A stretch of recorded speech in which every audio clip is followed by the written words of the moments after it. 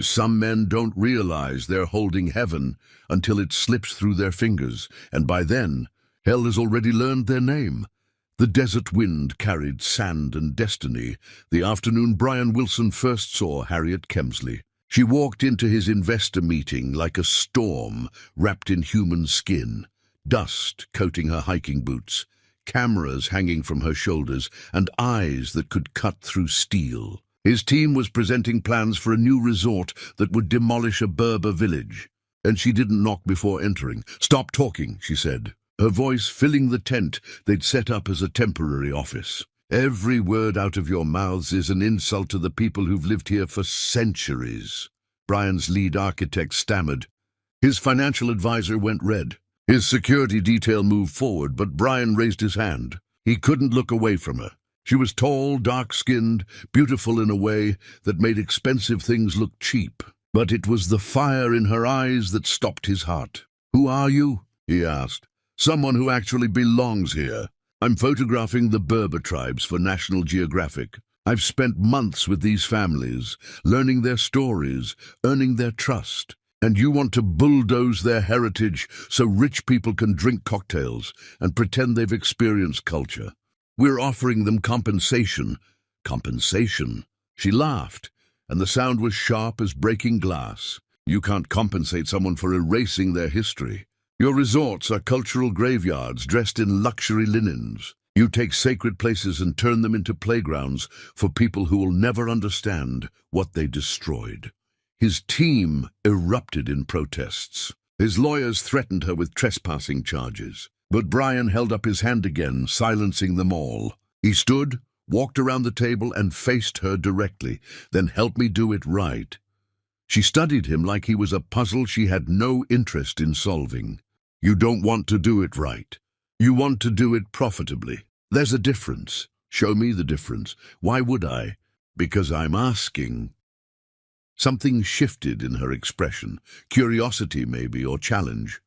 "One day, I'll give you one day with the families here. If you can sit with them, listen to their stories, and still want to build your resort on their graves, then you're exactly who I think you are. But if you can see them as people instead of obstacles, maybe you're worth the breath I'm wasting on you."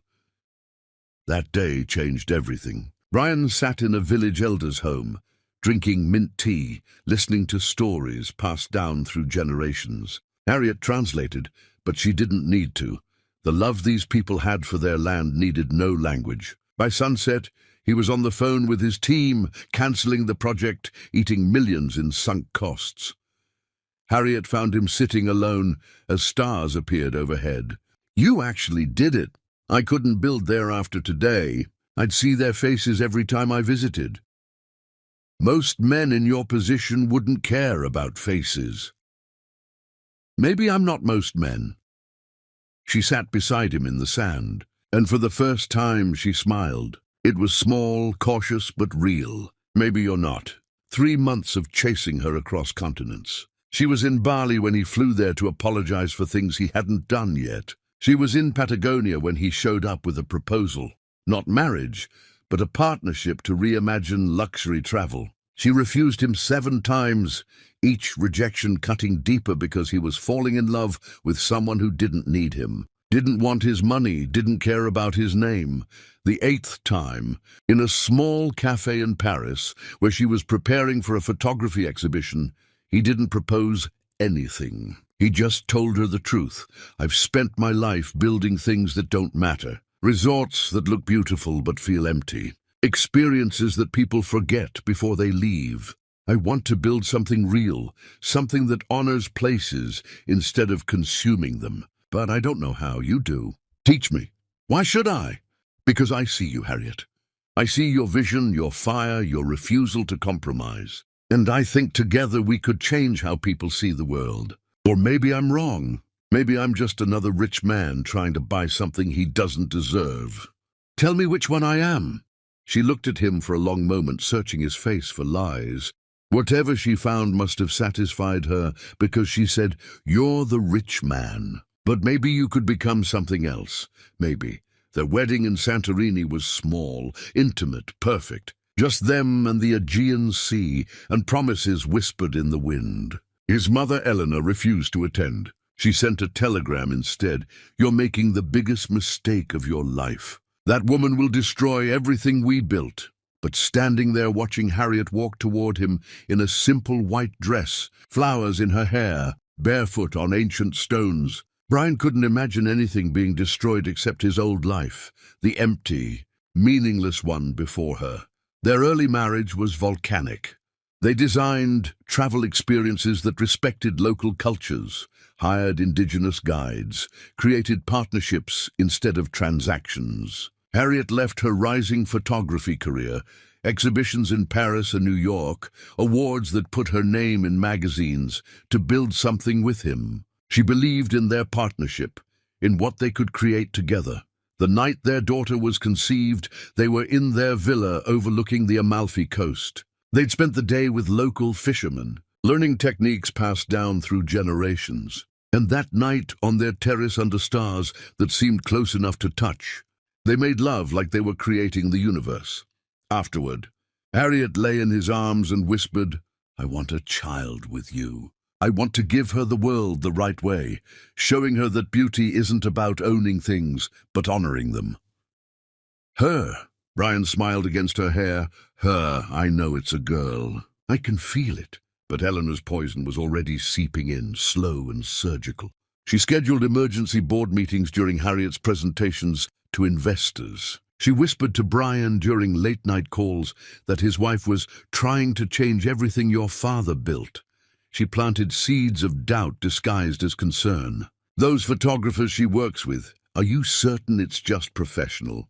She spends so much time with those tribal communities." "People talk, Brian.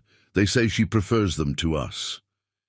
Pregnancy makes women emotional, irrational. Don't let her manipulate you with tears and demands. And Brian, desperate to prove himself worthy of his late father's legacy, exhausted from trying to expand the empire while honoring Harriet's vision, began staying later at the office, began missing the trips they planned together, began letting his mother's voice drown out his wife's. Harriet felt him slipping away like water through fingers. She tried to talk to him, but he was always on his phone, always distracted, always choosing one more meeting over one more moment with her. She was 8 months pregnant, her body heavy with their daughter, and he barely looked at her anymore. Their anniversary arrived, the day they married in Santorini, the day they promised forever. Harriet planned a quiet dinner at home, just the two of them, one last intimate evening before their baby arrived. She wore the dress he loved, cooked his favorite meal, lit candles throughout their penthouse. Brian came home at 7, already on his phone. Eleanor's voice drifted from the speaker as he walked past Harriet without really seeing her. "Yes, Mother, I understand. The Singapore investors won't wait. I'll catch the red-eye tonight." Harriet felt something break inside her chest. "Tonight? Brian, it's our anniversary." He looked up, seeing her for the first time. The dress, the candles, the dinner growing cold. Guilt flashed across his face, but his mother's voice cut through it. "Brian, this deal is worth 300 million. Surely your wife understands business comes first." "I'll make it up to you when I get back," he said, already moving toward their bedroom to pack. "This deal is crucial." Harriet followed him, one hand on her swollen belly where their daughter kicked and tumbled. "And what about us? What are we worth?" "Don't be dramatic. It's 3 days. You'll barely notice I'm gone. I'll notice. Your daughter will notice. She's not even born yet, Harriet." The words hung between them like smoke. Not even born yet. Like she didn't matter because she hadn't arrived. Like Harriet didn't matter because she was just the vessel carrying his legacy. Harriet stood in the doorway, watching him pack, and something shifted in her. Something fundamental and irreversible. She'd sacrificed her career, her exhibitions, her dreams to stand beside him. And he couldn't sacrifice 3 days for their anniversary, for their unborn child, for her. "Go," she said quietly. "Go to Singapore. Make your deal. Build your empire."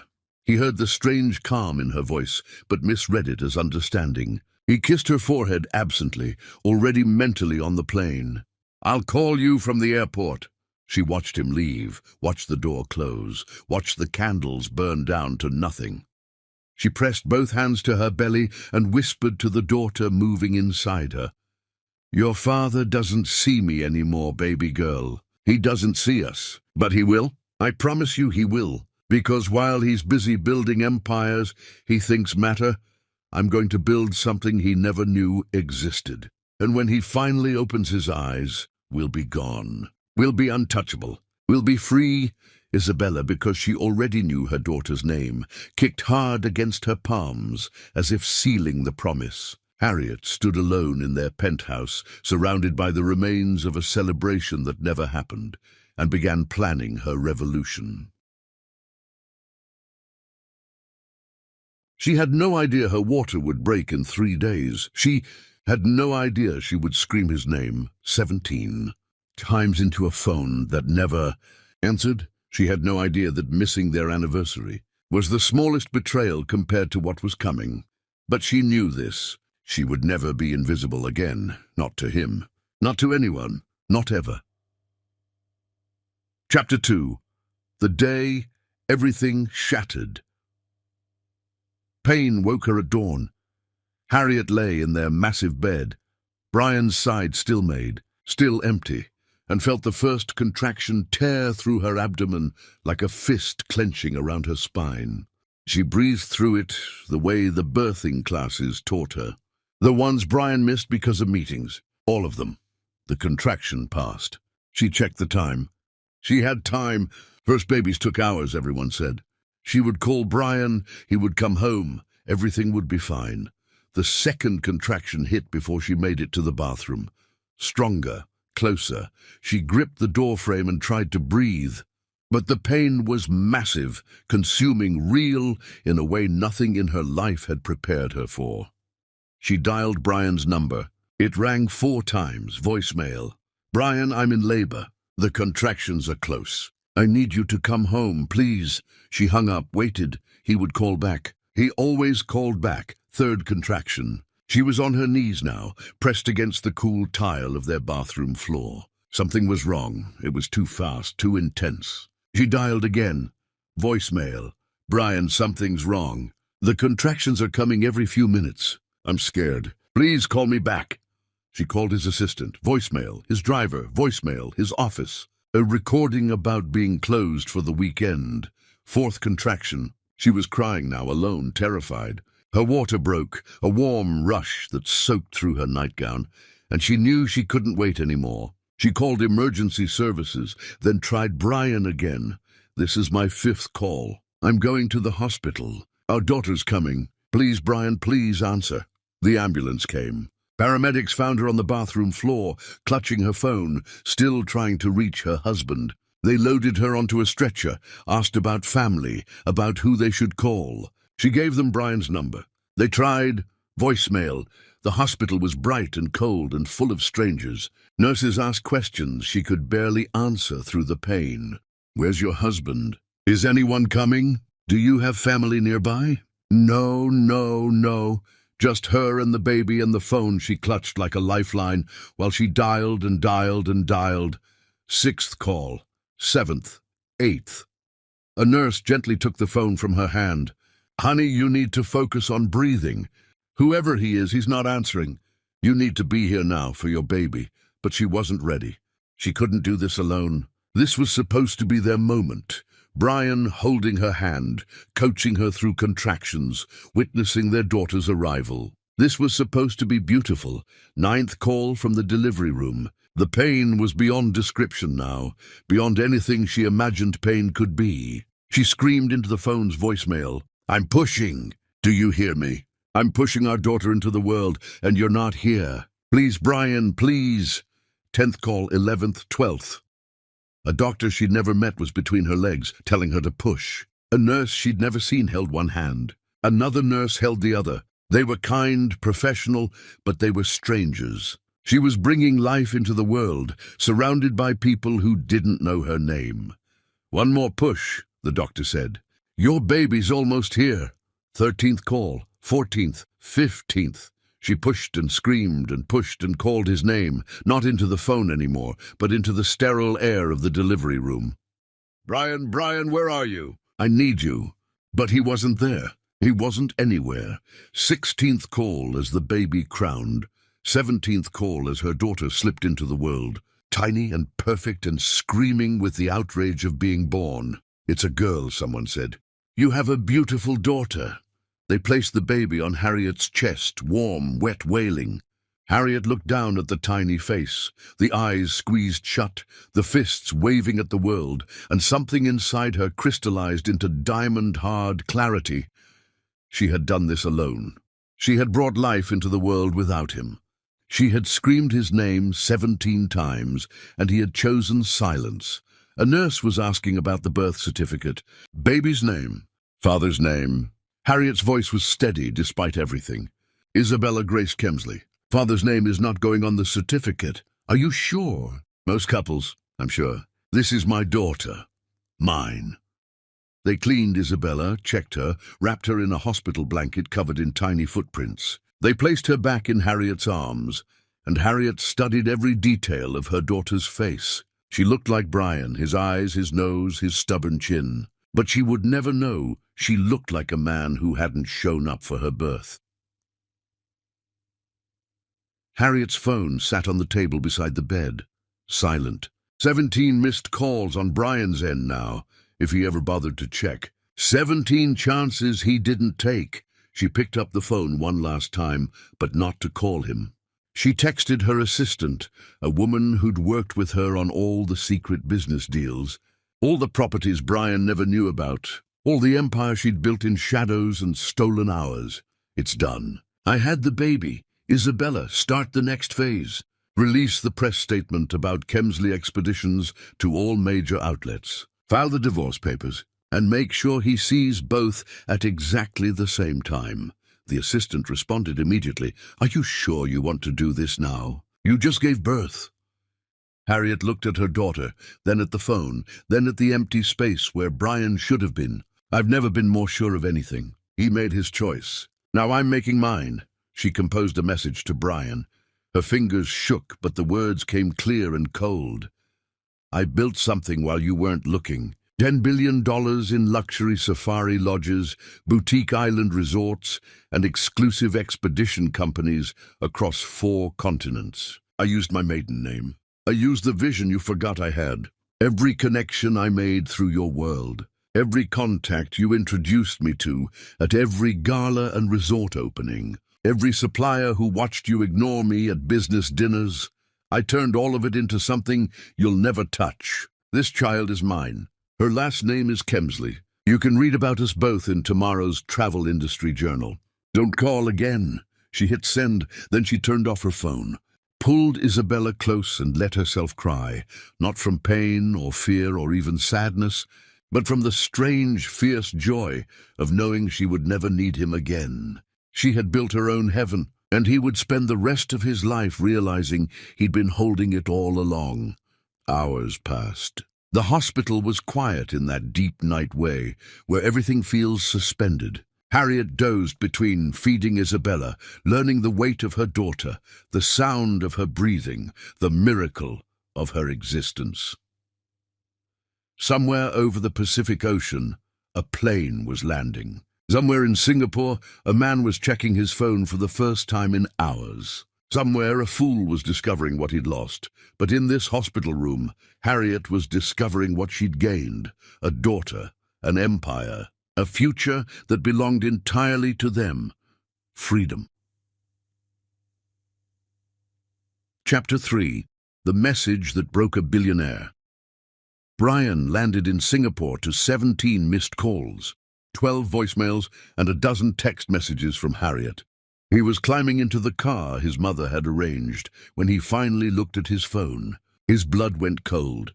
The first voicemail was her voice, calm and controlled.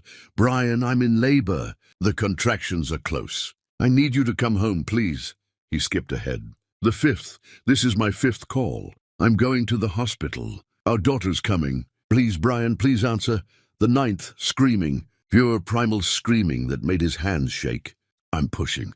Do you hear me?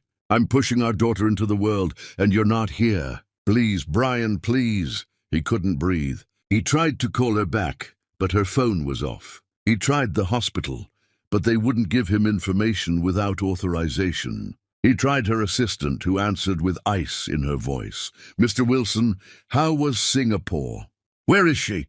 Is she okay? Is the baby—" "Mother and baby are healthy. No thanks to you. I need to see her." "Which hospital?" "That's not my information to give. Miss Kemsley will contact you if and when she chooses." "Miss Kemsley? She's my wife. Not for much longer. Check your email. You'll find divorce papers waiting. Miss Kemsley's attorney will be in touch." She hung up. Brian sat in the back of the car, his mother's driver waiting for instructions, and felt his world disintegrating. He pulled up his email. Divorce papers. A custody arrangement that gave him supervised visitation only. A financial settlement that gave her nothing because she wanted nothing from him, and a message from Harriet. He opened it with shaking hands. The words hit him like bullets. An empire, $10 billion. Properties he never knew existed. A daughter whose last name wasn't his. All of it built while he thought she was home, being the dutiful wife, waiting for him, depending on him. He opened his news alerts. There it was. On every major business outlet. Mystery travel mogul revealed. Harriet Kemsley's $10 billion empire built in secret. Kemsley Expeditions, the woman who redefined ethical luxury. Exclusive. How Harriet Kemsley built an empire. While married to Wilson Global heir, the articles were detailed, comprehensive, devastating. They outlined her properties. Safari lodges in Tanzania, boutique resorts in Bali, expedition companies in Patagonia. They praised her vision, her partnerships with indigenous communities, her revolutionary approach to luxury travel. They showed photos of her standing before properties bearing her name, looking powerful and radiant. And in every photo, she held a baby, his daughter Isabella. Brian called his assistant. "Get me on the next plane back. I don't care about the Singapore deal. Get me home." "Sir, your mother specifically said—" "I don't care what my mother said. Get me on a plane or you're fired." He spent the flight reading everything he could find about Harriet's empire. The scope of what she'd built was staggering. She'd used every contact he'd ever introduced her to, every connection from every gala and business dinner, and turned them into partnerships for her own vision. She'd learned languages, Swahili, Balinese, Spanish. She'd spent months negotiating land rights, while he thought she was at spa appointments. She'd built relationships with communities, while he thought she was doing charity work. She'd seen his world as a resource, and she'd mined it perfectly. The plane couldn't fly fast enough. He landed and drove straight to the hospital, where his assistant finally got him the information. But when he reached Harriet's room, it was empty, cleaned out. No trace of her or the baby, except a note on the bed, written in her elegant handwriting. "Room 847, but you're not on the visitor list." "You gave up that right." He found the room. 2 security guards stood outside. He showed his ID, explained he was the father, demanded to see his wife and child. They checked their tablets, shook their heads.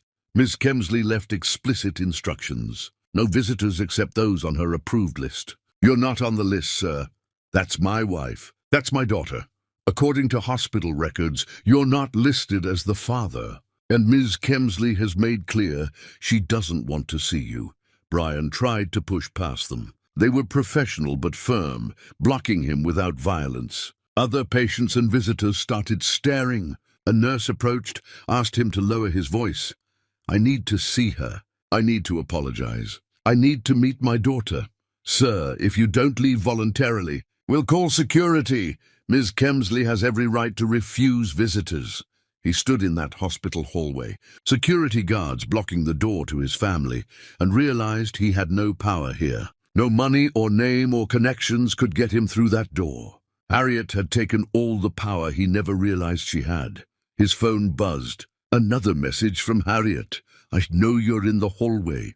I can hear you. Go home, Brian. You weren't there when I needed you." "I don't need you now." He texted back desperately. "Please, let me see her." Let me explain. The response came fast. Explain what? That your mother arranged an emergency meeting? That you forgot our anniversary? That you left your phone in the car? I don't care about explanations. I care about choices. You chose wrong. 17 times. Now live with it. I'm sorry. I'm so sorry. Sorry doesn't put you in that delivery room. Sorry doesn't hold my hand while I screamed your name. Sorry doesn't change the fact that our daughter entered the world without her father because he had better things to do. Let me fix this. You can't. Some things break so completely they can't be fixed. They can only be walked away from. That's what I'm doing. I'm walking away. And I'm taking our daughter with me. Harriet, please, don't text me again. My lawyer will contact you about supervised visitation arrangements. Maybe, if you're lucky. Right now, I don't think you deserve to know her at all. Brian slid down the wall, sitting on the hospital floor like a vagrant, staring at his phone. Security guards watched him warily. Nurses passed with sympathetic glances. And behind that door, Harriet held their daughter and built a future he wasn't part of. He tried calling. Her phone was off. He tried her assistant again. No answer. He tried everyone in her contact list he could remember. No one would talk to him. Finally, he drove home to their penthouse. Maybe she'd come back. Maybe they could talk. Maybe he could make her understand. But the penthouse was empty. Not just empty, stripped. Her closets were bare. Her photography equipment gone. Her books, her clothes, her presents erased from every room. The only thing she left was their wedding photo from Santorini, sitting on his desk with a crack through the glass, right through his face, and the divorce papers underneath. He picked up the photo, studied the crack, and understood the symbolism. She'd broken them, or rather, he had, and she'd documented it so he'd never forget. His phone rang. His mother. "Brian, darling, I saw the news. Can you believe the nerve of that woman? Using your connections to build her own empire? It's theft. Corporate espionage. We'll sue her for everything." He hung up, stared at the phone, and something clicked in his mind. His mother had arranged the Singapore trip. His mother had suggested he leave his phone in the car to show complete focus. His mother, who'd been poisoning him against Harriet for months. His mother, who'd made sure he missed their anniversary, missed the birth, missed everything that mattered. His mother had known Harriet was building something, and she'd made sure Brian was too blind to see it. He drove to his mother's estate, the one she'd kept after his father died. Let himself in with his key. Found her in her study, drinking wine, looking satisfied. "There you are. I expected you hours ago. We need to strategize about how to handle this situation with your wife. What did you do?" His voice was quiet, dangerous. "I protected our family legacy from a gold digger who was using you for—" "What did you do, Mother?" Eleanor set down her wineglass. "I did what you were too lovesick to do. I made sure she didn't destroy everything your father built." She wasn't destroying anything. She was building something incredible, using your contacts, your connections, your name. So what? We're married. We're supposed to be partners. Partners. Eleanor laughed. She was using you, Brian, taking everything you gave her and turning it against you. I simply made sure you weren't too distracted to see it. You made sure I missed our anniversary. You made sure I wasn't there when she gave birth. I made sure you focused on what matters, business, legacy, the empire your father died building. Brian walked to her desk, pulled open drawers until he found what he was looking for. Files. Years of files. Letters Eleanor had written to business associates, warning them about Harriet. Reports from private investigators following his wife. Bank statements showing payments to people who'd made Harriet's business deals fall through. "You sabotaged her," he said, reading through the files. "You actively sabotaged your own daughter-in-law. I protected you. You destroyed my marriage." She destroyed it by being unworthy of you. Brian looked at his mother, this woman who'd raised him, taught him business, stood beside him after his father died, and saw a stranger. A cruel, bitter stranger who'd poisoned everything beautiful in his life. "You're fired," he said. "From the company. From my life. All of it. Don't be ridiculous. I'm on the board. I can't be fired. Watch me." I'm calling an emergency board meeting tomorrow. I'm showing them these files, the embezzlement, the sabotage, all of it. You're done. Eleanor stood, fury replacing satisfaction. If you do this, you'll lose everything. The board will turn on you. They'll see you as weak, choosing a woman over family legacy. Then I'll lose everything. At least I'll lose it trying to fix what you broke. He left her screaming at him, drove back to the empty penthouse, and sat in the dark. His phone was silent. His home was empty. His daughter existed somewhere in the world, and he'd never held her. His wife had built an empire, and he'd never seen it. He'd lost heaven while counting dollars, and hell was just beginning to teach him his name. Chapter 4. The Mother Who Destroyed Everything. The emergency board meeting lasted 6 hours. Brian presented every piece of evidence he'd found in Eleanor's office. 15 years of embezzlement, hidden in shell companies and creative accounting. Payments to investigators who'd followed Harriet. Bank transfers to business associates who'd sabotaged his wife's deals. Letters full of lies about Harriet being mentally unstable, gold-digging, dangerous to the Wilson legacy. The board members sat in stunned silence as he showed them email chains where Eleanor had actively worked to destroy Harriet's business ventures. She'd blocked permit applications using Wilson Global's political connections. She'd spread rumors to investors that Harriet was using stolen funds. She'd even paid off hotel staff to report fake stories about Harriet having affairs. She didn't just hate my wife, Brian told the assembled board. She tried to destroy her. And she used company resources and embezzled funds to do it. Eleanor sat at the end of the table, her face a mask of cold fury. When he finished, she spoke with steel in her voice. Everything I did was to protect this company. That woman was using Brian's connections to build a competing empire. She was a threat. She was my wife, Brian said. And she wasn't building a competing empire. She was building ethical partnerships in regions we'd never touched. She was making the industry better. She was making herself rich using our resources. No, she was making herself powerful using her own vision. The connections I introduced her to, she earned their respect. The deals she made, she negotiated them herself. The properties she built, she designed them with her own hands. You tried to stop her, and she succeeded anyway. That's not theft. That's brilliance. One of the board members, an older woman who'd worked with Brian's father, spoke up. Eleanor, did you actually embezzle company funds? I moved money to protect our interests. That's not an answer. I did what was necessary. The vote was unanimous. Eleanor Wilson was removed from the board, stripped of her position, and charges would be filed for embezzlement. She stood, dignity wrapped around her like armor, despite everything. You'll regret this, Brian. That woman has already destroyed you. She's taken your child, built an empire to rival yours, and made you look like a fool. And you're punishing me for trying to stop her? No, Brian said quietly. I'm punishing you for succeeding. If you'd failed, if your sabotage hadn't worked, maybe Harriet would still trust me. Maybe I'd have been in that delivery room. Maybe my daughter would have my name. You didn't protect me, Mother. You destroyed me. Eleanor left the boardroom with her head high, but Brian saw the truth. She was finished. Not just fired, but exposed. The business world would know she'd embezzled and lied.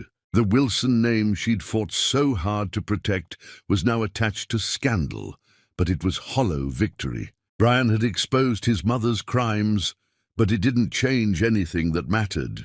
Harriet was still gone. Isabella was still a stranger. His marriage was still shattered beyond repair. He spent the next week trying to reach Harriet through lawyers. Her response came back through her attorney, clinical, legal, final. She'd agreed to supervised visitation once Isabella was 6 months old. Until then, no contact, and there would be no reconciliation discussions. The marriage was over. Brian hired his own lawyers to fight for more access to his daughter.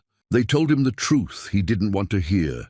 She has evidence you missed the birth. She has hospital records of 17 unanswered calls. She has witnesses who can testify you were unreachable during her labor. No judge will give you custody when you weren't present for the birth. I didn't know she was in labor. because you ignored 17 calls. That doesn't make you look better, Mr. Wilson.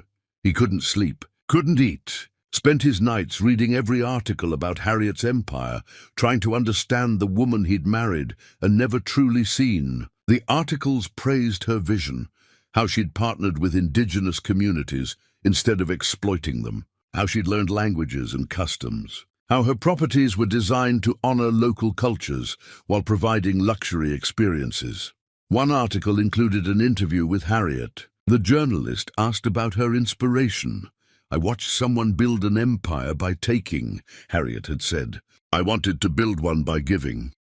By honoring, by seeing places and people as partners, not resources. Luxury should elevate everyone it touches, not just the wealthy who can afford it." "And your personal life? You've kept that very private. I'm a mother now. That's all that matters to me. My daughter will inherit an empire built on respect and partnership. She'll learn that power isn't about domination. It's about creation, building things that last because they're rooted in truth." The journalist had pushed, "What about her father? Will he be part of teaching her those lessons?" Harriet's response was devastating. "Her father is learning some lessons of his own right now. Whether he learns them in time to know his daughter remains to be seen." Brian read that interview a dozen times, hearing her voice in every word. She wasn't angry in the interview. She wasn't bitter or vengeful. She was just done with him. He'd become irrelevant to her story. His company's stock continued to drop. Without Eleanor's ruthless tactics, but also without innovation, Wilson Global was losing ground. Meanwhile, Kemsley Expeditions was dominating every headline. Harriet had partnerships with UNESCO, with conservation groups, with governments. She was invited to speak at international conferences. She was changing the industry, and Brian was becoming a footnote in her success story. The ex-husband who missed the birth was how tabloids referred to him. Social media was brutal. Think pieces appeared about men who take their wives for granted. Harriet became a feminist icon, the woman who built an empire while her husband ignored her. Brian wanted to hate it, wanted to call it unfair, but he couldn't, because it was true. All of it. He kept trying to reach her. Sent flowers to her California estate. They were returned. Sent letters. They came back unopened. Sent gifts for Isabella. Her assistant sent them to charity. Harriet had built a wall he couldn't scale with money or connections or power. His mother was arrested for embezzlement. The trial would be public, humiliating. Brian didn't attend. He couldn't watch the woman who'd raised him be destroyed, even though she'd destroyed him first. Instead, he sat in his empty penthouse and looked at photos of Harriet and Isabella that appeared in magazines. His daughter was beautiful, chubby cheeks, bright eyes, his smile. She existed in the world, breathing, growing, learning, and he'd never held her. Never smelled her baby scent, never heard her laugh. He'd been given heaven and traded it for hell without realizing the exchange was happening. And now hell was teaching him his name, one article at a time, one rejection at a time, one empty night at a time. His name was the man who wasn't there, the man who chose wrong, the man who lost everything that mattered while counting everything that didn't. Chapter 5. The woman who became untouchable. 6 months passed like a prison sentence. Brian counted every day without his daughter like a convict marking walls. He followed every mention of Harriet in the press, and there were many. She was everywhere, radiant and powerful, always photographed with Isabella on her hip or in her arms. His daughter was growing, changing, becoming a person he'd never know. He tried to prepare himself for the first supervised visitation. Bought books on infant development, practiced holding dolls like an idiot, read every article on bonding with babies. None of it prepared him for the reality. The visitation center was clinical, white walls, observation windows, social workers taking notes. Harriet walked in carrying Isabella like she was made of starlight. The baby was bigger now, chunky and alert, wearing a dress that probably cost more than the furniture in the room. Brian stood, his heart hammering. This was his daughter, his child, his blood. Isabella took one look at him and burst into tears, burying her face in Harriet's neck. "She doesn't know you," Harriet said, her voice flat. "You're a stranger to her." Then let me change that, please. Harriet sat in the chair farthest from him, adjusting Isabella in her lap. The baby peeked at Brian, then hid again, whimpering. The sound shredded him. "You have 1 hour," Harriet said. "Make it count." The hour was torture. Isabella wouldn't let him hold her, screamed when he tried, clung to Harriet like he was something dangerous. By the end, Brian was on the floor with toys he'd brought, trying to coax his daughter to smile at him. She wouldn't. She just watched him with suspicious eyes, his eyes in his daughter's face, and refused every overture. When the hour ended, Harriet stood without ceremony. "Same time next week. Maybe she'll tolerate you by then." "Harriet, wait. Can we talk? Just 5 minutes?" "About what?" "About us. About fixing this." She laughed, and the sound was cold. "There is no us to fix. There's a child who needs a father. If you can figure out how to be one, that's all. I've changed. I exposed my mother's crimes, cleaned up the company. I'm trying to be better. For who? For her, or for your own guilt?" Harriet shifted Isabella to her other hip. "You think exposing Eleanor makes you noble? You think firing your mother erases 17 unanswered calls? You're trying to rebuild your reputation, Brian. That's not the same as rebuilding yourself. That's not fair." "Fair?" Her eyes blazed. "Fair is being married to someone who shows up. Fair is having your husband present when you give birth. Fair is building something together instead of alone in the dark while he sleeps. Don't talk to me about fair." She walked out, Isabella's face visible over her shoulder, his daughter, already half-grown, looking at him like he was nothing. The visits continued weekly, slow, agonizing progress. By month 2, Isabella would let him hold her for a few minutes before crying. By month 3, she'd play with toys he brought, though she still ran to Harriet's arms whenever he tried to connect. Meanwhile, Harriet's empire exploded. She opened properties in Iceland, New Zealand, Madagascar. Every project was more ambitious than the last. Business magazines called her the most innovative mind in luxury travel. Forbes put her on their cover, the woman who changed everything. Brian saw the photo and felt sick. She was wearing a power suit, Isabella in her lap, both of them looking directly at the camera with identical expressions of strength. The caption read, "Harriet Kemsley doesn't need anyone's permission to build empires." He tried to focus on his own company, but Wilson Global was struggling. Without his mother's ruthlessness and without Harriet's vision, the company was just ordinary. Luxury resorts that looked like every other luxury resort. Experiences that people forgot. The magic was gone. His board pressured him constantly. "We need innovation. We need a partnership with Kemsley Expeditions. Negotiate something." But Harriet wouldn't take his calls, wouldn't respond to business proposals, wouldn't acknowledge his existence outside the sterile visitation center once a week. Then the photos appeared. Harriet, at a conservation gala in London, wearing a dress that made her look like a queen. And beside her, Dr. James Sterling, distinguished, silver-haired, everything Brian wasn't. The photos showed them laughing, his hand on her back, looking comfortable together. Natural. Brian hired investigators to learn about Sterling.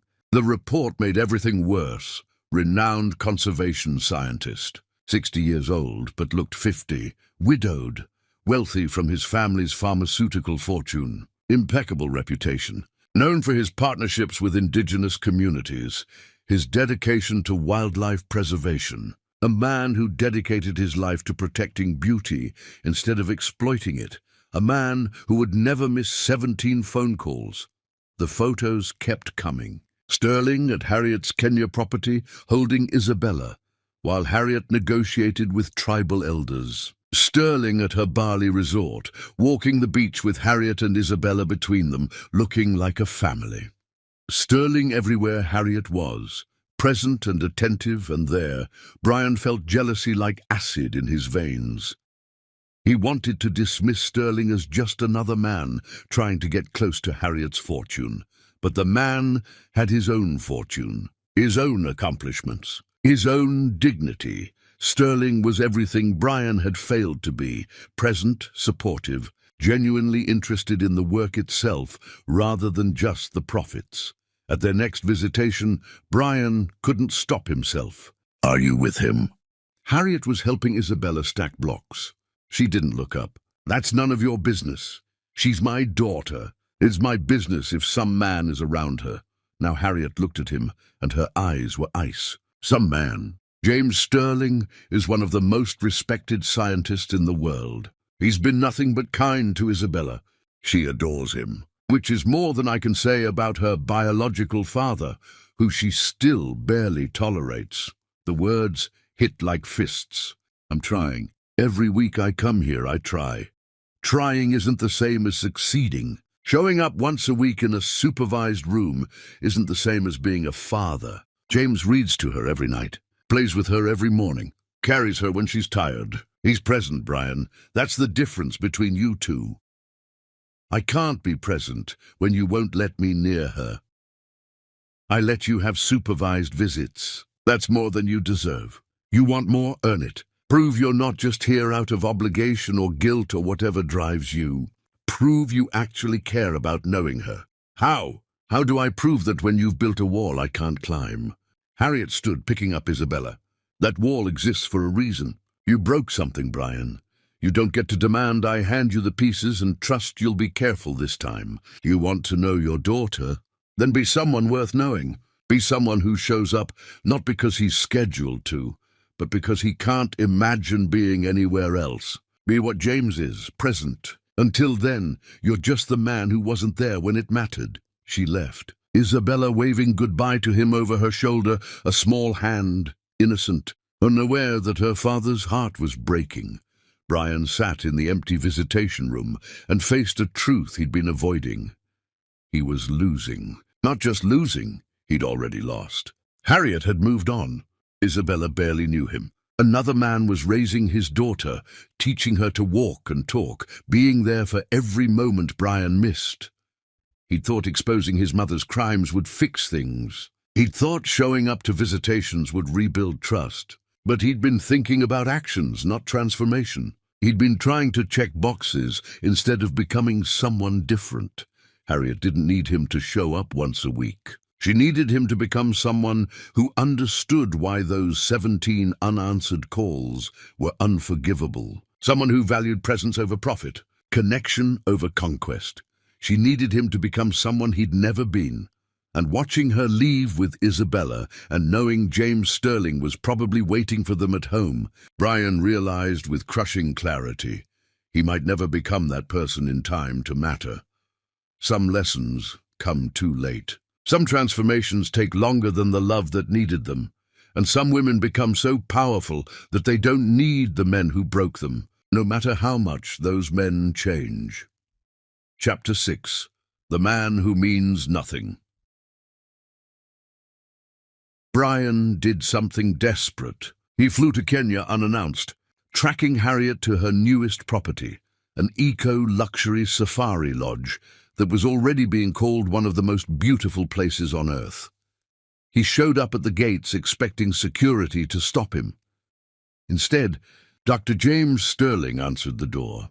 The man was distinguished in person, silver hair, kind eyes, the weathered face of someone who'd spent his life outdoors studying wildlife. He looked at Brian with something like pity. "Mr. Wilson, Harriet mentioned you might show up uninvited. Again. I need to see my daughter." "Your daughter?" Sterling's voice was measured, professional. "The child you've seen exactly 9 times in supervised 1-hour visits." "That daughter?" The words were factual, not cruel, which somehow made them worse. Brian pushed past him into the house. No, not a house, a masterpiece. Floor-to-ceiling windows overlooking the savannah. Local art on every wall. Furniture that looked both luxurious and respectful of the environment. Harriet appeared from another room, Isabella on her hip. She wore safari clothes that somehow looked elegant, her natural hair in braids, no makeup, glowing with health and power.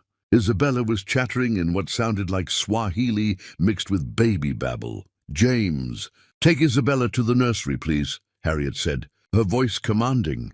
Sterling took the baby with practiced ease, kissing her forehead as she giggled. "Come on, little star. Let's see if the elephants are at the watering hole. Brian watched another man carry his daughter away, speaking to her in a language Brian didn't understand, clearly comfortable with a routine they'd established without him. Alone with Harriet, the silence was crushing. "You're teaching her Swahili?" Brian asked. "James is teaching her. Along with English and Kikuyu, she'll grow up multilingual, understanding multiple cultures. She'll be a citizen of the world, not just some rich American who treats other countries like theme parks." "I could learn Swahili. I could teach her." "You could, but you won't, because learning languages requires presence, dedication, showing up every day. That's never been your strength." Brian felt the words like cuts. "I'm here now. You're here because your company is failing and you need something from me. You're here because seeing photos of me and James together made you jealous. You're here for you, Brian, not for Isabella, not for me, for your own ego." "That's not true, isn't it? You flew to Kenya unannounced, without asking, without permission. You barged into my home. You ignored every boundary I set. That's not love, Brian, that's entitlement. You still think you have rights to me, to our daughter, to our lives, because once upon a time, I made the mistake of marrying you." "It wasn't a mistake. We were happy. You were happy. I was invisible." Harriet walked to the window, looking out at the savannah. "I spent 2 years of our marriage being ignored. Every dinner where you took calls, every trip you cancelled, every time you chose your mother's voice over mine. I was invisible, and I told myself it was temporary, that once you proved yourself you'd see me again. But you never would have. I'd have spent my life being the beautiful wife you forgot to look at. I see you now. Too late." She turned, and her face was stone. "I built an empire without you. I'm raising a brilliant daughter without you. I have a life full of purpose and power, and people who actually see me. I don't need you anymore, Brian. I don't want you. And I certainly don't love you." The words should have destroyed him, but something in her eyes made him look closer. "You're lying. Excuse me. You still love me. I can see it. You hate that you do, but you do." Harriet's jaw tightened. "Love isn't enough." It was never about love. It was about being seen, being chosen, being valued. You loved the idea of me, but you didn't value the reality. And now you show up expecting what? Forgiveness? Reconciliation? You think flying to Kenya erases 17 unanswered calls. I think I'm trying. I think I'm here fighting for us. There is no us. Her voice rose, the first crack in her armor. There's a child who deserves a father, but there's no us. That died in a hospital room while I screamed your name. And you were oceans away, doing exactly what your mother told you to do. That's what you can't accept. I don't want you back. I don't want to fix this. I don't want anything from you except to be the father our daughter deserves. And right now, James is better at that than you. Is that why you're with him? To replace me? I'm not with James, not the way you mean. But even if I were, that's none of your business. You don't get to be jealous. You don't get to be hurt. You gave up those rights when you ignored my calls. Through the window, Brian could see Sterling playing with Isabella near the elephants. The baby was laughing, pointing at the massive animals with fearless joy. Sterling was crouched beside her, teaching her something, completely absorbed in her happiness. He's good with her, Brian admitted. He's present with her. There's a difference. Harriet's voice softened slightly. James shows up, Brian. Every morning, every evening, every moment he's here. He doesn't see it as obligation. He sees it as privilege. He's teaching Isabella about conservation, about respecting wildlife, about seeing the world as something to protect, not exploit. He's giving her gifts you never could because you never learned to see beyond profit margins. I want to learn. Teach me. No, the word was final. I'm not your teacher. I'm not your second chance. I'm not your redemption story. I'm a woman who built something incredible after you tried to make her feel small. And I'm raising a daughter who will never feel small because of a man. That's my life now. You're not part of it. Sterling came back carrying Isabella, who was chattering about elephants. She saw Brian and her expression shifted, not fear anymore, but confusion, like she was trying to remember who he was. "Daddy," Harriet prompted quietly. Isabella studied Brian, then shook her head and pointed at Sterling. "Dada." The world stopped. Brian felt something crack inside his chest. His daughter, his blood, his eyes, his face, was calling another man Daddy. Sterling looked uncomfortable. "She's confused. I've been here a lot, and it's fine," Brian said, his voice hollow. "She's right. You're more her father than I am." He walked out of the house, past the elephants, past the perfect savannah sunset. He could hear Harriet calling after him, but her voice sounded far away. All he could hear was his daughter's voice, "Dada," pointing at someone else. He'd lost more than his wife. He'd lost the privilege of being called father. He'd lost the right to be the man his daughter reached for. He'd lost everything that mattered because he thought he had time, thought he could fix it later, thought love was enough without presence. Some things can't be reclaimed. Some titles have to be earned, not inherited. And some men discover too late that they've become strangers to their own children. Chapter 7. The War He Cannot Win. Brian returned home destroyed. He'd flown to Kenya thinking he'd fight for his family. He'd returned knowing his family didn't include him anymore. Isabella called another man father. Harriet had built a life that didn't need him. He was irrelevant to their story.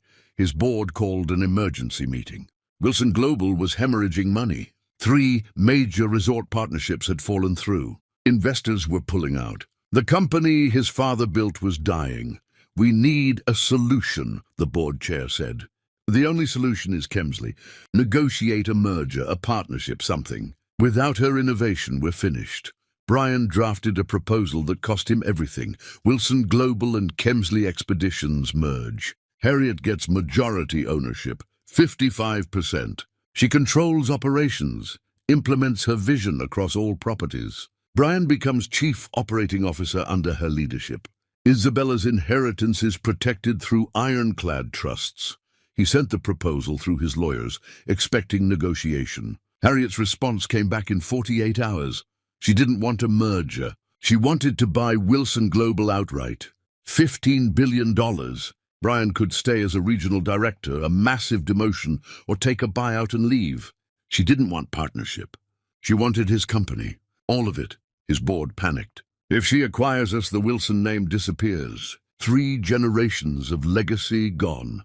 They begged Brian to negotiate, to offer something she wanted. But what did Harriet want? She had money, power, success. She had a man who treated her like a queen. She had a daughter who was thriving. She had everything. Brian requested a face-to-face meeting. Harriet agreed, but only because her lawyers advised it. They met in a conference room at her California estate. She brought her entire legal team. He came alone. The conference room overlooked the ocean, the same terrace where he'd first seen her through security cameras, the same place she'd stood holding Isabella and refusing to let him in. Now he was here by invitation, but only barely. Harriet was professional, cold. Designer suit, hair perfect, every inch the billionaire mogul. She looked at him like he was a problem to solve, not a person she'd once loved. "You have 30 minutes, she said. "Make your case." Brian didn't make a business case. Couldn't. The numbers were clear. Her company was worth more, growing faster, positioned better. Instead, he told her the truth. "Take the company, dismantle it, absorb it, do whatever you want with it. I don't care anymore. Let it die. But Isabella deserves better than a father who sees her 1 hour a week in a supervised room.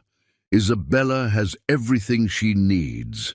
Does she? Or does she have a mother working constantly to build an empire and a father who's a stranger? I was wrong about everything, but you're making the same mistake now, choosing the empire over the child."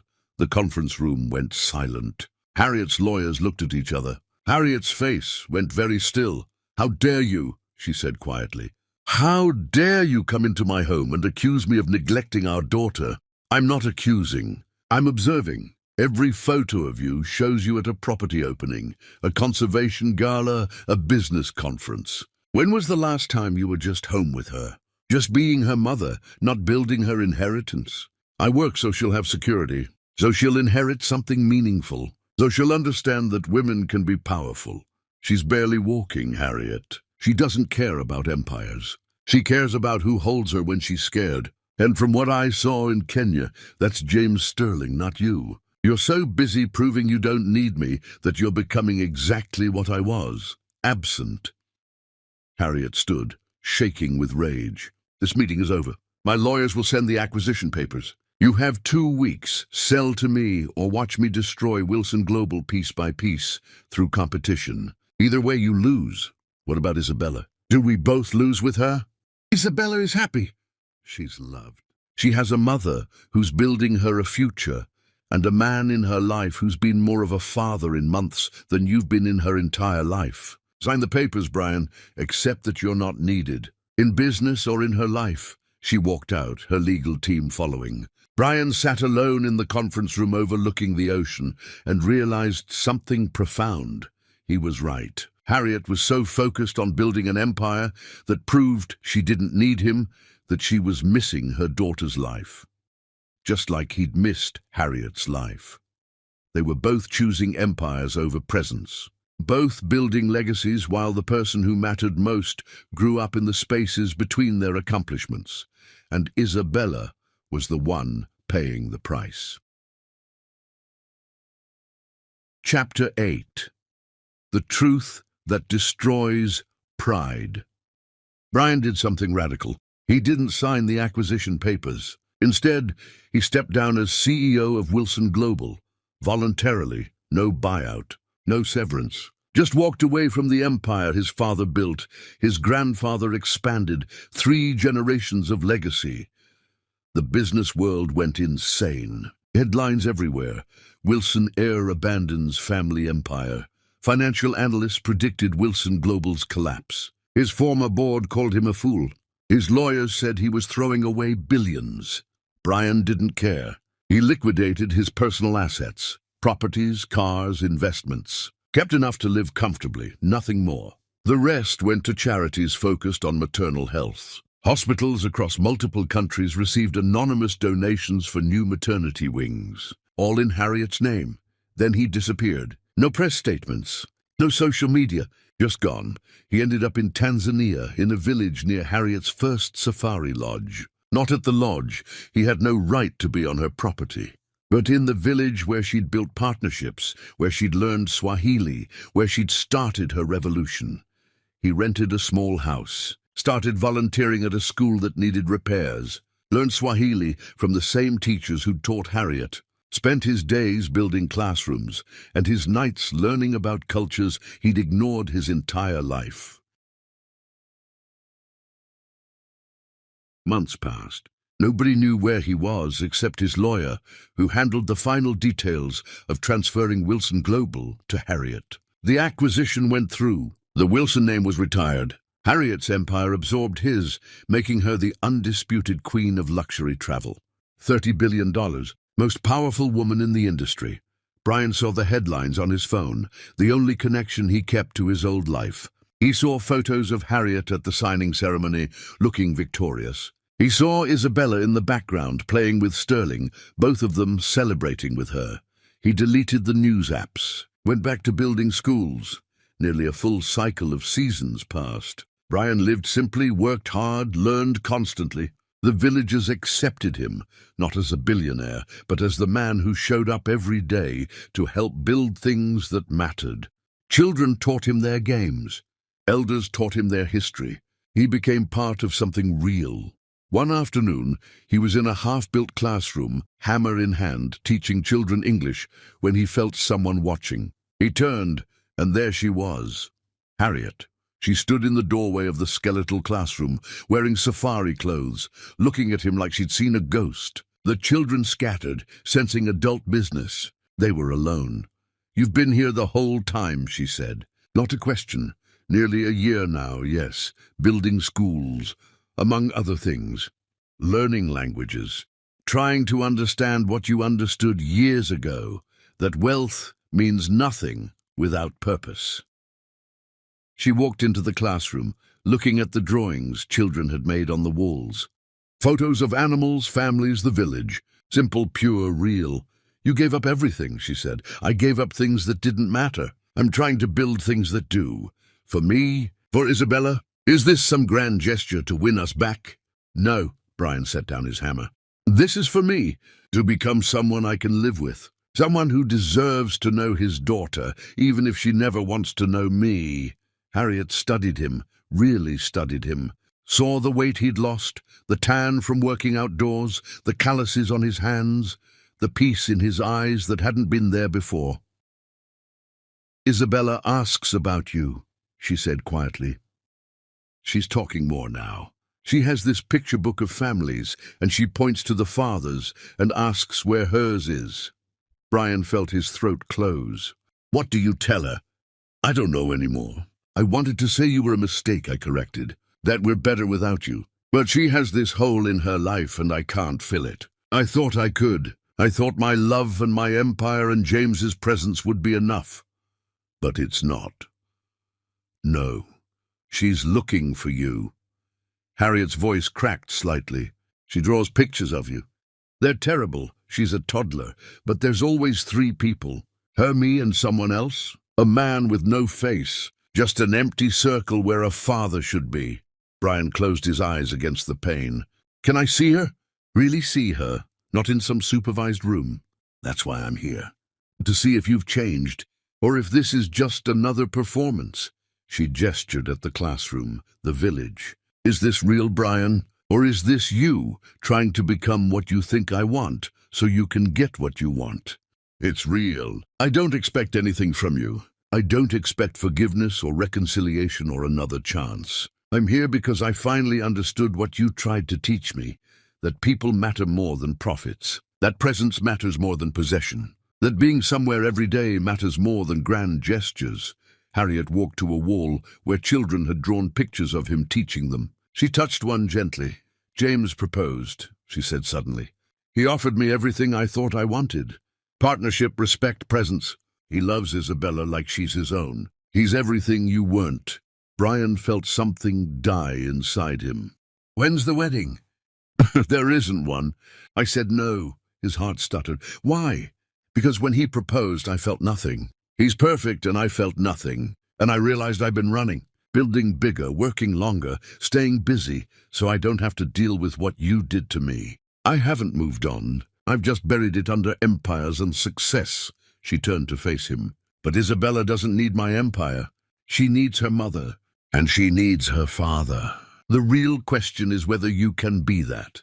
I want to try. Not to win you back, I know that's gone, but to know my daughter, to be someone she doesn't have to explain or apologize for. To be present." "Present," Harriet repeated. "For how long?" "Until it gets hard. Until business needs you. Until your mother—" "My mother is in prison. My business is gone. I have nothing but time and this village and a daughter I've never really known. I can be present for the rest of my life, if you let me." They stood in the unfinished classroom as afternoon light slanted through empty window frames. Years of pain and betrayal between them. A daughter waiting somewhere, drawing pictures of ghosts. "I can't promise forgiveness," Harriet said finally. "I can't promise I'll ever trust you again. But Isabella needs you. So we try, slowly, with boundaries. And if you disappoint her the way you disappointed me, you'll never get another chance. Do you understand?" "I understand."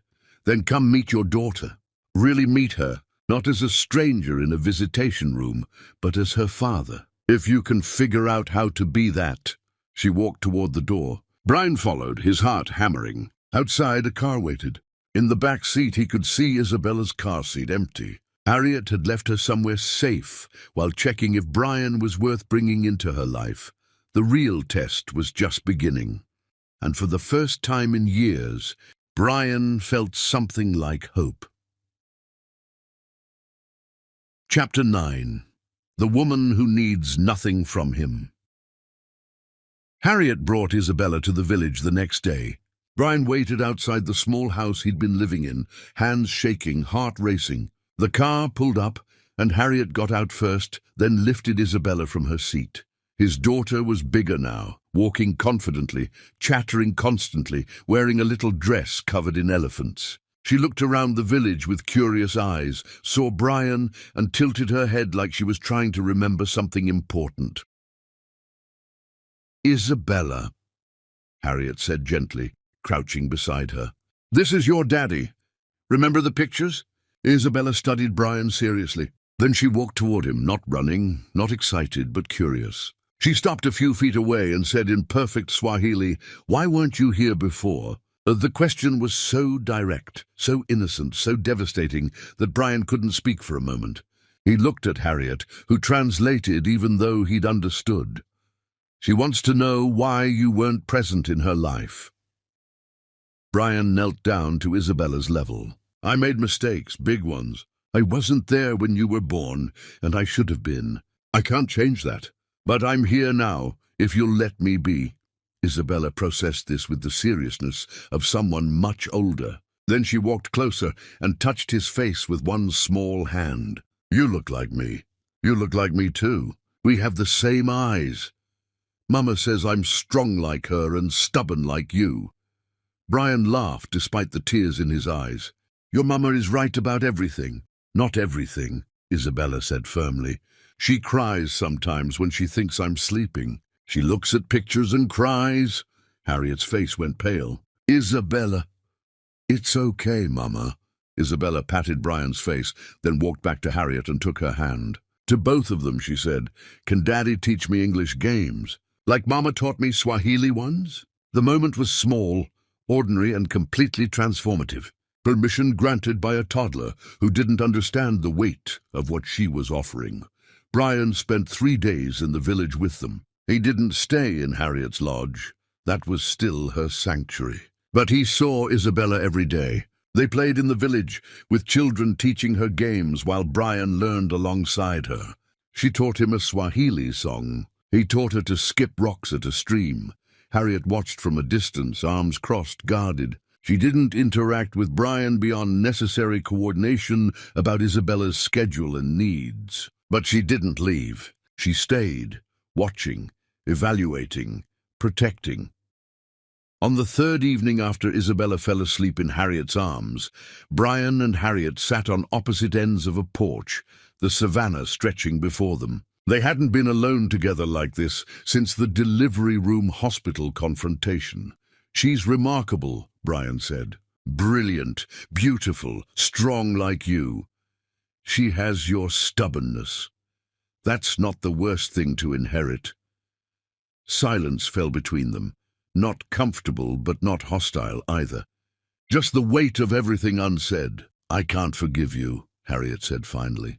"I've tried to convince myself I should, that for Isabella's sake we should find some way to peace. But when I close my eyes, I still hear myself screaming your name in that delivery room. I still feel the humiliation of nurses asking where my husband was and not having an answer. That doesn't go away just because you've spent time building schools. I know.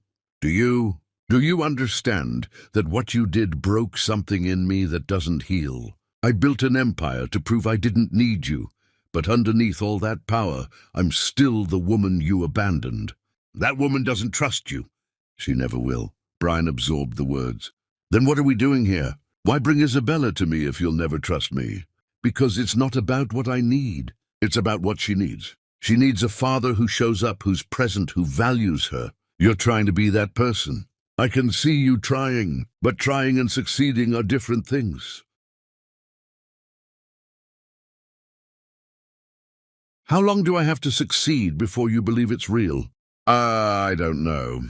Maybe years, maybe never. But Isabella doesn't have years to wait for us to figure out our damage. She's growing up right now, and she deserves both parents present and functional, even if we're not together. "Are you with James?" Harriet looked at him sharply. "What does that matter?" "It matters because I need to know if I'm competing with someone or if this is just about you and me." "You're not competing with anyone.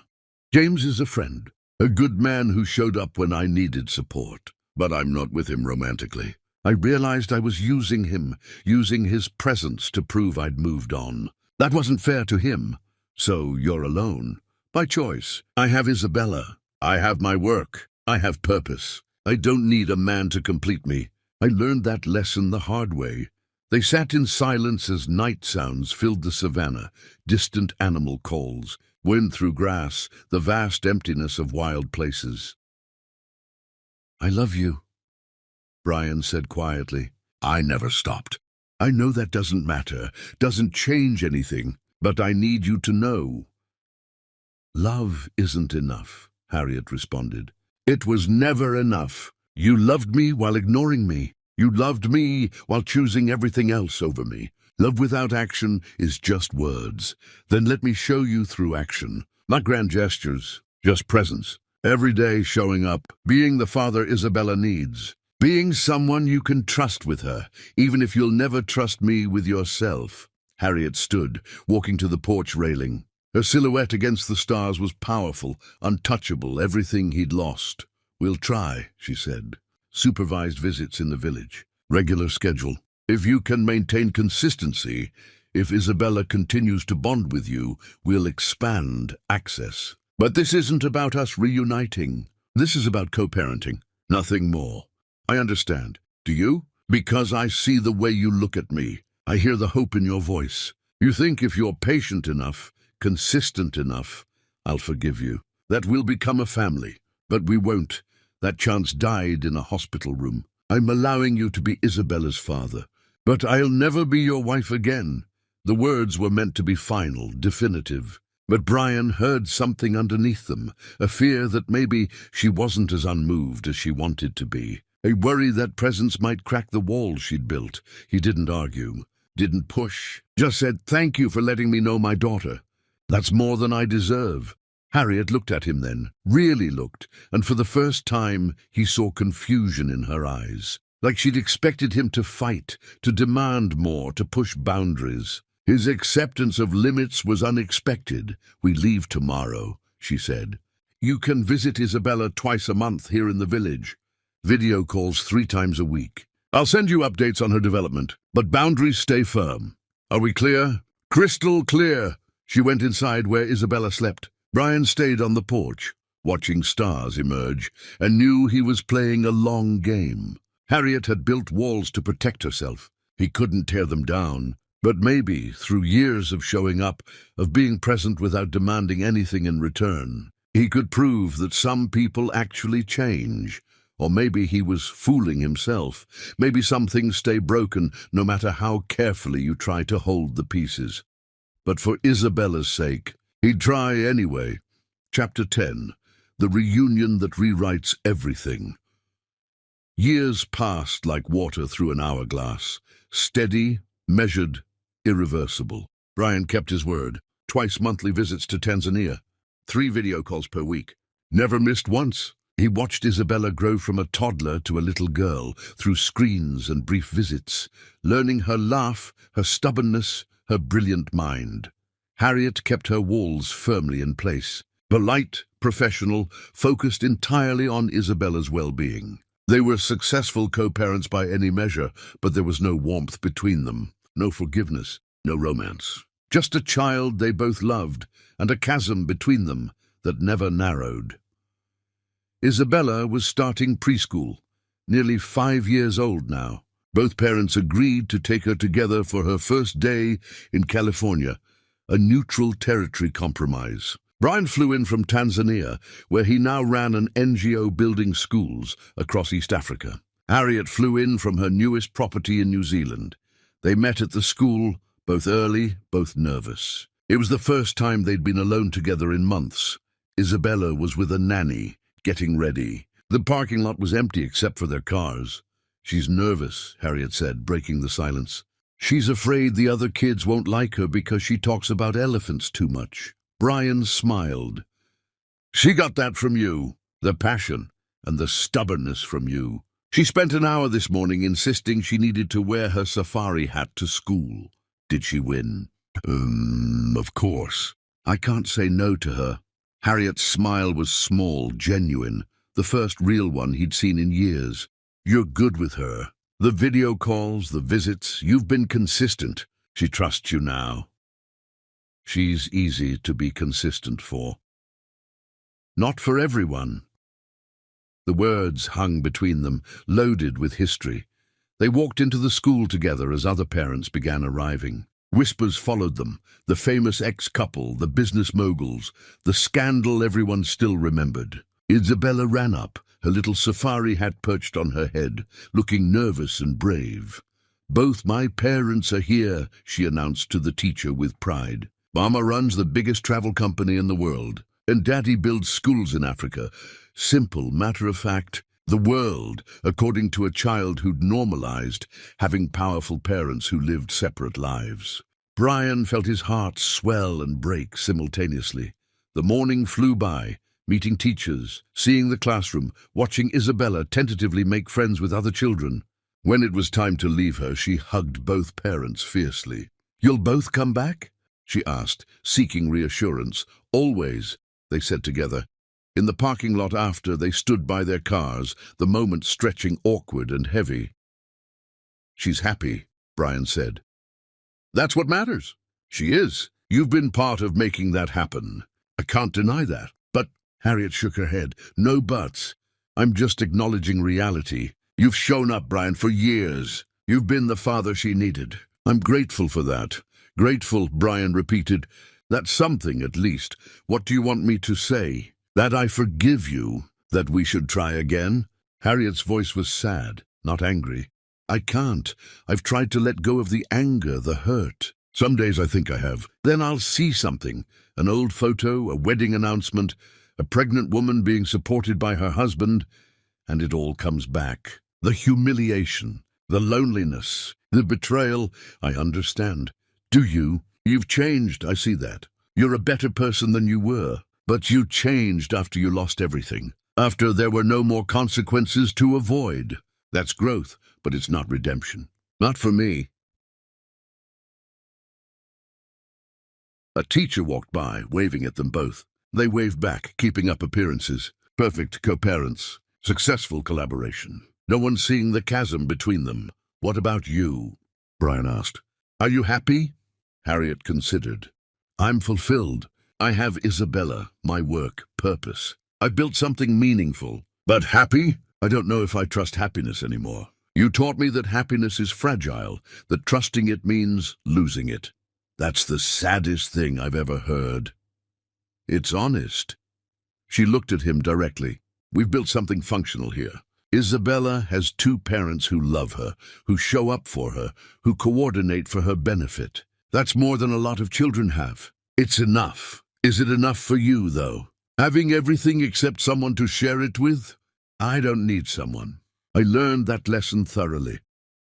Everyone needs someone, Harriet, even people as powerful as you." She smiled, but it didn't reach her eyes. "Maybe someday, but not you. That door closed years ago. It's staying closed." Brian absorbed the finality. Years of showing up, of proving himself, of being consistent, and the door was still closed. He'd known it intellectually, but hearing it stated so clearly still hurt. "Then I'll keep showing up for Isabella," he said. "That's enough. It has to be. It's more than enough. She's lucky to have you." Harriet moved toward her car. "I'll send you the parent-teacher conference schedule. We'll coordinate calendars." "Harriet, wait." She paused, hand on her car door. "Do you ever think about what could have been? If I'd answered those calls? If we'd raised her together?" For a long moment she didn't answer. When she did, her voice was barely audible. "Every single day, I think about the family we could have been, the partnership we could have maintained, the love that could have survived if you'd just been present. I think about alternate timelines, where you answered the phone, where you were there holding my hand, where Isabella knew from her first breath that she had two parents who chose her above everything else. Me too. But that's not our timeline. This is, and I've made peace with it, even if I can't forgive what created it." She opened her car door. "See you at the conference next month." "Don't be late." She drove away. Brian stood in the parking lot, watching her disappear, and understood with crystalline clarity. He'd won back his daughter, but lost his wife forever. Some victories feel like losses. Some things stay broken despite your best efforts. He'd become a good father, A better man, someone who showed up consistently, who valued presence over profit, who understood what mattered. But understanding what mattered didn't change what he'd lost. Some women become so powerful they don't need the men who broke them. Some walls are built too high to climb. Some doors close and stay closed, even when both people have changed. Brian got in his car and drove back to his hotel, already mentally planning his next video call with Isabella. Tomorrow morning at 8, like clockwork. He'd show up. He always showed up now. But as he drove, he couldn't stop thinking about Harriet's admission that she thought about alternate timelines every day. That underneath all her power and success and walls, she still mourned what they could have been. Maybe that was enough. Not reconciliation or romance, but acknowledgement that they both carried the weight of what was lost. That neither had fully moved on, even if moving forward was all they could manage. Isabella would grow up loved by both parents. She'd inherit empires and lessons about presence, about respect, about building things that mattered. She'd never lack for anything, except maybe seeing her parents happy together. But plenty of children grew up with divorced parents who co-parented successfully. Isabella would be fine. The question was whether Harriet would ever be more than fine. Whether she'd ever trust happiness again. Whether someone as powerful as she'd become could ever let herself be vulnerable enough to love. Brian didn't have those answers. He only had his consistent presence, his dedication to Isabella, and the hope that someday, maybe years from now, Harriet might look at him and see more than the man who broke her. Or maybe not. Maybe she'd stay untouchable forever, a woman who became fire to avoid being burned again. Either way, he'd keep showing up for Isabella, and maybe, quietly, for the woman who'd taught him what presence meant, even if she never. Let him close again. Some men don't realize they're holding heaven until it slips through their fingers, and some women learn that heaven isn't found in anyone's hands but their own. He became the man who learned too late. She became the fire that forged herself, and their daughter became the bridge between two people who'd loved each other once, lost each other completely, and found a way to be family anyway, broken, separate, but present. Sometimes that's the only ending that's true.